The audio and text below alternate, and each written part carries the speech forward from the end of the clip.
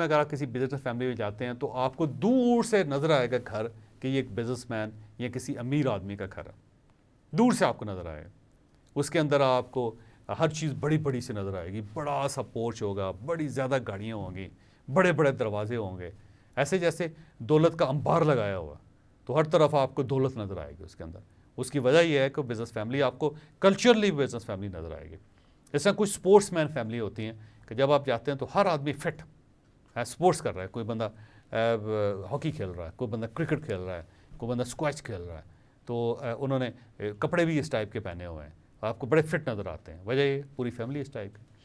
तो कल्चर अगर आपने जो डेवलप करना है तो उसके लिए सबसे पहले आपको ये फैसला करना है कि आपने अपनी फैमिली को बनाना क्या है, और फिर उसके बाद उससे रिलेटेड एनवायरनमेंट बनाना पड़ता है अपने घर में, कि जहाँ जो बच्चा देखेगा, जो आप देखेंगे, जो आपकी बेगम देखेंगी, तो उसके बाद वो वैसा चलता जाए।